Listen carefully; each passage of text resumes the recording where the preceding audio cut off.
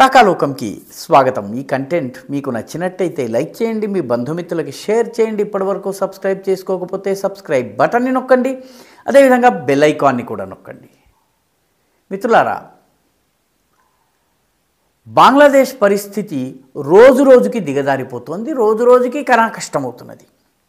ఒక ఆర్థికవేత్త, నోబెల్ బహుమతి గ్రహీత, గ్రామీణ బ్యాంకు వంటి బ్యాంకు ద్వారా మహిళల జీవితాల్ని మెరుగుపరిచాడని చెప్పుకుంటున్నటువంటి వ్యక్తి అధికారంలోకి వచ్చిన తర్వాత, అధికార పగ్గాల్ని చేపట్టిన తర్వాత బంగ్లాదేశ్ గ్రాఫ్ పైకి వెళ్ళడానికి బదులు పాతాళంలోకి వెళ్ళిపోతుంది.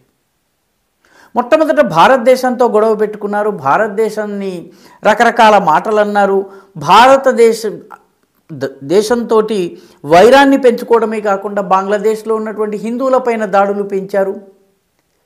దీని పర్యవసానంగా భారతదేశం ఎప్పుడైతే నట్లను, బోట్లను టైట్ చేయడం మొదలుపెట్టిందో బంగ్లాదేశ్లో ఆకలి కేకలు ప్రారంభమయ్యాయి. ఇది చాలదన్నట్టు అమెరికాలో డొనాల్డ్ ట్రంప్ అధికారంలోకి వచ్చారు. అధికారంలోకి వచ్చినటువంటి మరుక్షణము ఆయన ప్రపంచవ్యాప్తంగా అమెరికాకి సంబంధించిన ఆర్థిక సహకార పథకాలు ఏవైతే ఉన్నాయో, యుఎస్ ఎయిడ్ పథకాలు, వీటన్నిటినీ 90 రోజుల పాటు నిలుపు చేస్తూ ఒక ప్రకటనను జారీ చేశారు, ఒక ఆదేశాన్ని జారీ చేశారు. 90 రోజుల పాటు ఎలా సస్టైన్ చేయాలో తెలియనటువంటి బంగ్లాదేశ్కి డొనాల్డ్ ట్రంప్ జారీ చేసినటువంటి రెండవ ప్రెసిడెన్షియల్ ఆర్డర్ ఏకంగా పిడుగుపాటులాగా పరిణమించింది. ఎందుకంటే రెండవ ఆదేశంలో బంగ్లాదేశ్లో ఉన్నటువంటి అన్ని ఆర్థిక సహకార ప్రాజెక్టులను, యుఎస్ ఎయిడ్ ప్రాజెక్ట్స్ని శాశ్వతంగా నిలుపు చేయాలని చెప్పి ఆయన ఆదేశం జారీ చేశారు. దీనితో బంగ్లాదేశ్లో ఇన్ఫ్రాస్ట్రక్చర్ బిల్డింగ్ కావచ్చును, పేదల ఉపాధి కల్పన కావచ్చును, రకరకాల పథకాలకు సంబంధించిన మిలియన్ల డాలర్లకు సంబంధించిన స్కీమ్స్ అన్నీ ఆగిపోయినాయి. దీంతో ఇప్పటికే ఇబ్బందుల్లో ఉన్నటువంటి బంగ్లాదేశ్కి రకరకాల ఆర్థిక సమస్యలు ప్రారంభమైనాయి. ముందు నిరుద్యోగం పెరిగింది, ఆ తరువాత ఆదాయ వనరులు తగ్గిపోయినాయి, మూడవది బంగ్లాదేశీ టకా, వాళ్ళ కరెన్సీ ఏదైతే ఉందో దాని విలువ పడిపోవడం మొదలుపెట్టింది. జౌళి పరిశ్రమ, టెక్స్టైల్ పరిశ్రమ బంగ్లాదేశ్ యొక్క ఆర్థిక వికాసానికి, అభివృద్ధికి బంగారు మెట్టు వంటి జౌళి పరిశ్రమ కుదేలైపోయింది, విద్యుత్ సరఫరా ఆగిపోయింది, నిత్యావసర వస్తువులు దొరకని పరిస్థితి వచ్చింది. దీంతో ప్రజల్లో హాహాకారాలు పెరిగినాయి. సరిగ్గా ఈ డొనాల్డ్ ట్రంప్ నిర్ణయము, మోదీ ప్రభుత్వము నట్లు బోల్ట్ టైట్ చేయటం, ఈ రెండిటితోటే కుదేలైనటువంటి బంగ్లాదేశ్ పైన మరొక దెబ్బ పడింది. యూరోపియన్ దేశమైనటువంటి స్విట్జర్లాండ్ బంగ్లాదేశ్లో అన్ని ఫినాన్షియల్ ఎయిడ్కి సంబంధించిన పథకాలన్నింటినీ, రకరకాల ప్రాజెక్టులని శాశ్వతంగా నిలుపు చేస్తూ ఆదేశాలని జారీ చేసింది.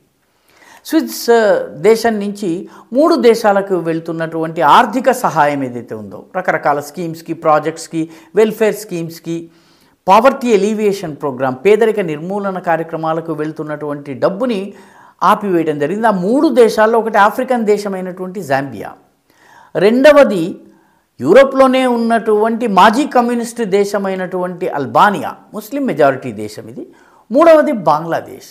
బంగ్లాదేశ్కి ఆర్థిక సహాయాన్ని పూర్తిగా నిలిపివేస్తున్నట్టు స్విట్జర్లాండ్ ప్రకటించింది. ఒక దెబ్బ భారత్ నుంచి పడితే రెండవ దెబ్బ అమెరికా నుంచి, ఇప్పుడు మూడవ దెబ్బ స్విట్జర్లాండ్ నుంచి పడింది. దీంతో ఆర్థికవేత్త మహమ్మద్ యూనుస్ గారికి పాపం ఎలా ఈ దేశాన్ని ముందుకు తీసుకెళ్లాలో అర్థం కావడం లేదు. తమాషా ఏంటంటే, నిజానికి విషాదం ఏంటంటే, మహమ్మద్ యూనుస్ స్విట్జర్లాండ్లో జనవరి 25వ తారీఖున పర్యటించి దాదాపు 47 సమావేశాలని నిర్వహించారు. 47 మీటింగ్స్లో ఆయన పాల్గొన్నారు. ఈ మీటింగ్లన్నీ పూర్తయిన తర్వాత బంగ్లాదేశ్కి ఆర్థిక సహకారాన్ని నిలుపు చేస్తూ స్విస్ ప్రభుత్వం ఆదేశాలు జారీ చేసింది. ఈ 47 మీటింగుల్లో ఏం జరిగింది, ఆయన ఏం సాధించారు అంటే, వచ్చే కాస్త ఆదాయం కూడా ఆగిపోయింది. దీంతో ఇప్పుడు బంగ్లాదేశ్లో హాహాకారాలు మిన్నుముడుతున్నాయి, ప్రజలు రోడ్ల మీదకు వస్తున్నారు.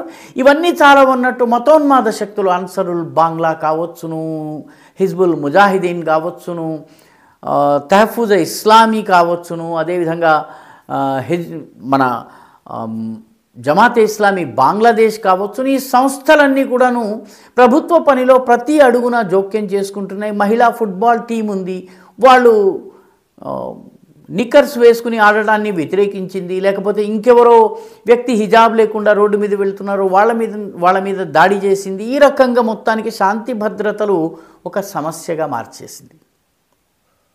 దీంతో అంతర్గతంగా సమస్య, ఆర్థికంగా సమస్యలు, విదేశాల నుంచి వచ్చేటటువంటి సహాయం కూడా ఒక్కొక్క దేశం నుంచి ఆగిపోతుంది. దీంతో బంగ్లాదేశ్ పరిస్థితి పూర్తిగా దిగజారుతోంది. మొత్తం మీద పాకిస్తానీ ఐఎస్ఐ అధికారులు, పాకిస్తానీ మిలిటరీ అధికారులు ఇటీవలే బంగ్లాదేశ్లో వచ్చి పర్యటించి వెళ్ళారు. పాకిస్తాన్ వంటి దేశానికి చెందినటువంటి వాళ్ళు వచ్చి వెళ్ళిన తర్వాత సిరి అబ్బినా అబ్బకపోయినా చిడుమ అబ్బుతుందని చెప్తారు. పాకిస్తాన్ యొక్క దరిద్రం అంతా కూడాను బంగ్లాదేశ్కి వచ్చిందా అన్నటువంటి సందేహాలు రాకమానవు. ఇప్పుడు పాకిస్తాన్ యొక్క బెగ్గరింగ్ చీఫ్ భాయ్జాన్ లాగానే బంగ్లాదేశ్ కూడా త్వరలో ఒక బొచ్చె పట్టుకుని ప్రపంచ వీధుల్లో అయ్యా ఒక దినార్ వేయండి, ఒక డాలర్ వేయండి, ఒక రియాల్ వేయండి, ఒక రూబుల్ వేయండి అని అడుక్కునేటటువంటి పరిస్థితి వస్తుందా అన్నటువంటి అనుమానాలు తలెత్తుతున్నాయి. ఈ వీడియో మీకు నచ్చినట్టయితే లైక్ చేయండి, షేర్ చేయండి, ఈ ఛానల్కు సబ్స్క్రైబ్ చేయండి. మీ అభిప్రాయాన్ని కమెంట్ల రూపంలో తప్పనిసరిగా పంపించండి.